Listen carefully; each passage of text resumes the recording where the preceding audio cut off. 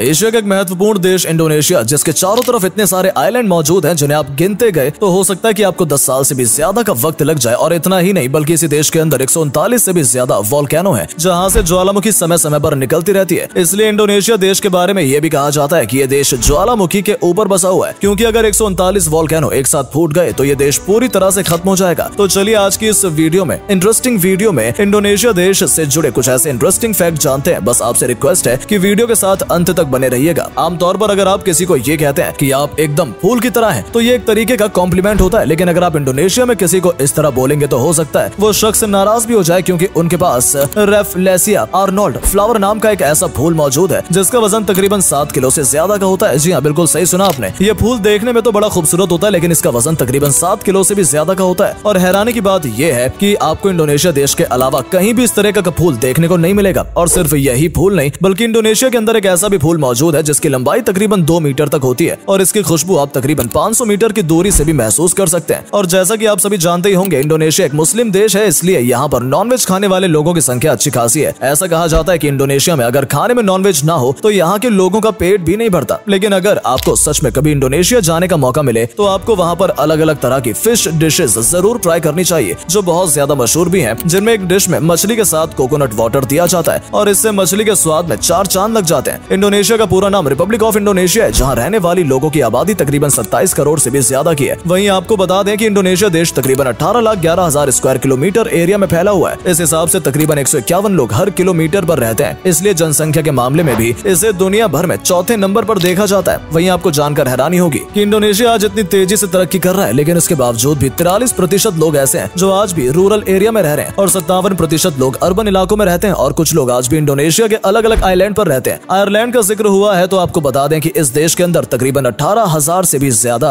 Island मौजूद हैं और कुछ तो ऐसे हैं जिनके बारे में अभी खोज भी नहीं हुई है। और इंटरेस्टिंग बात तो ये है कि इंडोनेशिया के अंदर कुछ आइलैंड ऐसे मौजूद है जिनके बारे में लोगों को तो पता है, लेकिन लोग जानबूझकर वहाँ नहीं जाते हैं, क्योंकि उनका मानना है कि वहाँ पर भूत प्रेत जैसी चीजें रहती हैं। इसलिए जिस तरह से सब कुछ चलता आ रहा है उसे वैसे ही चलने देना चाहिए। इसके अलावा इंडोनेशिया के अंदर कुछ आइलैंड ऐसे भी मौजूद हैं जहाँ लोग तो रह रहे हैं, लेकिन उन्हें देखने पर ऐसा लगता है जैसे कि ये लोग आज के समय में नहीं बल्कि आज से 100 साल पीछे जी रहे हैं, क्योंकि आज भी उनके घरों में ना तो बिजली होती है ना ही बिजली से जुड़े किसी भी तरह के गैजेट होते हैं। यानी कि ये लोग बिल्कुल नॉर्मल तरीके से अपनी जिंदगी जी रहे हैं। हालांकि इंडोनेशिया के लोगों के बारे में ये भी कहा जाता है कि यहाँ के लोग अपने काम को लेकर बहुत ज्यादा सीरियस होते हैं और शायद यही वजह है कि इंडोनेशिया आज तेजी से तरक्की कर रहा है। और उसके पीछे एक बड़ी वजह ये भी है कि इंडोनेशिया में आपको यंग लोगों की पॉपुलेशन अच्छी खासी देखने को मिल जाएगी और इसलिए ये आज भी कहा जाता है कि इंडोनेशिया आने वाले सालों में और भी तेजी से तरक्की करेगा और हो सकता है। और जैसा कि हमने जाना, इंडोनेशिया एक मुस्लिम देश है जहाँ पर मुस्लिम धर्म मानने वाले लोगों की संख्या तकरीबन 88% से भी ज्यादा की है, जबकि इस देश में 12% लोग अन्य धर्म मानने वाले हैं जो यहाँ पर अल्पसंख्यक है। लेकिन इसके बावजूद भी इंडोनेशिया में लोकतंत्र माना जाता है और वहाँ पर हर किसी शख्स को अपनी मर्जी से धर्म चुनने की पूरी आजादी है। वहीं इससे पहले आप ये सोचें कि इंडोनेशिया में महिलाओं की स्थिति तो जरूर खराब होगी, तो आपको बता दें कि ऐसा बिल्कुल नहीं है, बल्कि इंडोनेशिया में तो महिलाओं को नौकरी से लेकर उन्हें एक बड़ा मुकाम हासिल करने के लिए कई मौके दिए जाते हैं, ताकि इस देश की महिलाएं भी यहाँ की अर्थव्यवस्था को आगे बढ़ाने के लिए अपना योगदान देती रहें। आपको बता दें कि इस देश की महिलाओं को अपनी मर्जी से कपड़े पहनने का पूरा हक है और अगर कोई महिला अपना चेहरा ढकना चाहती है तो ऐसा करने के लिए उसे भी पूरी आजादी है। लेकिन इंडोनेशिया की महिलाओं के बारे में अक्सर ये भी कहा जाता है कि यहाँ की लड़कियां जल्दी किसी से घुलती मिलती नहीं है और सिर्फ अपने काम से काम रखती हैं। हालांकि अगर आप में से कोई इंडोनेशिया गया है तो उनका एक्सपीरियंस कैसा रहा इसके बारे में हमें कमेंट सेक्शन में जरूर बताएं। लेकिन आप में से बहुत कम लोगों को ही इस बात की जानकारी होगी कि दुनिया का सबसे पुराना बौद्ध मंदिर भी इसी देश के अंदर ही मौजूद है, जो इंडोनेशिया के जावा शहर में मौजूद है। आपको जानकर हैरानी होगी कि इस मंदिर में आपको तकरीबन 500 से भी ज्यादा बौद्ध के स्टैचू बने हुए नजर आ जाएंगे, जो दिखने में बड़े ही खूबसूरत नजर आते हैं। और आज यहाँ पर आने वाले टूरिस्ट की अच्छी खासी भीड़ लगी रहती है जो इस जगह को देखने आते हैं। वहीं इस देश की अर्थव्यवस्था में एक बहुत बड़ा योगदान यहाँ के समुद्र में पाई जाने वाली मछलियों का है। आपको जानकर हैरानी होगी कि नॉर्थ अमेरिका कंट्री में जितने भी देश आते हैं उनमें सबसे ज्यादा मछलियों को एक्सपोर्ट इसी देश में किया जाता है और आपको यहाँ तकरीबन हर दूसरा इंसान ये काम करता हुआ नजर आ जाएगा। और इसके पीछे एक बहुत बड़ी वजह ये भी है कि इंडोनेशिया देश के अंदर सबसे ज्यादा मछली की अलग अलग वैरायटी पाई जाती है। यहाँ कुछ मछलियाँ तो ऐसी भी हैं जिनके बारे में ना तो आपने कभी सुना होगा और ना ही कभी देखा होगा, इसलिए दुनिया भर में इंडोनेशिया देश सबसे ज्यादा मछली एक्सपोर्ट करने वाले देशों में गिना जाता है। हालांकि अगर आप इंडोनेशिया के अंदर कोई बेहतरीन कॉफी पीना चाहते हैं तो इसके लिए आपको तकरीबन 4,000 रुपए खर्च करने होंगे और ऐसा सिर्फ आपको एक कप कॉफी के लिए करना होगा। दरअसल इंडोनेशिया में इस कॉफी के सेविक